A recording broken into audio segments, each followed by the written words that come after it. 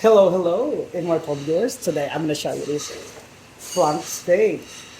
Cut it like this, and cut it like this, and cut it like this. So the sauce for this is just a dim glaze garlic sauce. So all you do just cut it like this.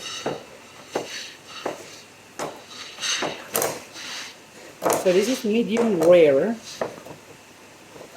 and people would love this.